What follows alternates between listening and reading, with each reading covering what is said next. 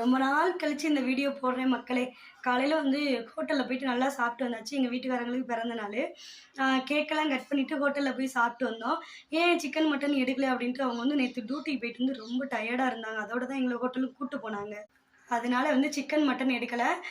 நேத்து மதியமே chicken rice, நேத்து நைட்டு பிரியாணி அந்த மாரிலாம் சாப்பிட்டோம். இன்னைக்கு காலையிலயும் போய் ஹோட்டல்ல தான் சாப்பிட்டோம். வீடியோலாம் போட்டிருக்கேன். பிறந்தநாள் கேக் வெட்டினது எல்லாமே. பிறந்தநாள் வந்து நாங்க இப்படி தான் கொண்டாடுவோமே தவிர, ரொம்ப கிராண்டாலாம் கொண்டாட மாட்டோம். ஏன்னா கிராமத்து பக்கம் அப்படிங்கிறப்போ வந்துட்டு, ஒரு பிறந்தநாள் அப்படிங்கிறது வந்துட்டு நாங்களா ஒரு ரூ. 10 வாங்கிட்டு போவோம். அம்பியாசு சாக்லேட் அப்போலாம் ஸ்கூலுக்கு போய் குடுப்போம். அப்படிதான் கொண்டாடுவோம். எனக்கு தெரிஞ்ச அளவு நான் வந்துட்டு பெருசா கொண்டாடிலாம் சில இடங்கள்ல தான் பார்த்துருக்கேனே தவிர, எங்க கிராமத்துல நான் இது நாள் வரைக்கும் பிறந்து, வளர்ந்து, கல்யாணம் முடிச்சு இவ்வளோ வயசாயிட்டு நான் பார்த்ததே இல்ல. ஏதோ சிம்பிளா வந்து கொண்டாடணும்னு எனக்கு ஆசை தான். பட் அவங்களுக்கு ஆசை இல்ல. எனக்கு ஒரு நாள்னாலும் கொண்டாடிறணும், பார்த்துடணும் அப்படி ஒரு ஆசைப்பட்டேன். ஆனா கொண்டாடியாச்சு. அவங்க வந்து எடுத்த ட்ரெஸ் கூட ஏன் போடல அப்படின்னா, அப்பயும் டியூட்டிக்கு போயிட்டு தான் வந்தாங்க. வந்தோடனே போடுறதுக்கு அவங்களுக்கு டைமும் இல்ல. சரி இன்னைக்கே போட்டா தானே போட்டுக்கலாம். அது ஒண்ணும் பிரச்சனை இல்ல.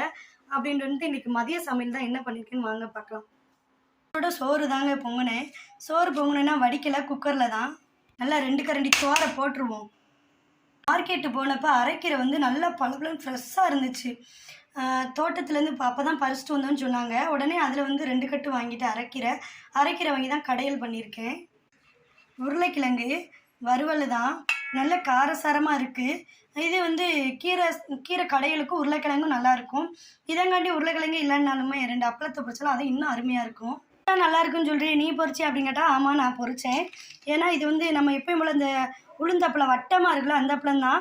இது வந்து அப்படியே வச்சா தட்டு ஃபுல்லாக நிரம்புன மாதிரி இருக்கும். அதனால் வந்து சின்னதாக நல்லா உடச்சி அப்படி பொரிச்சு வச்சுருக்கேன். இதுதான் நம்ம வீட்டில் வந்து சமையல். வாங்க நீங்களும் சாப்பிட்லாம்.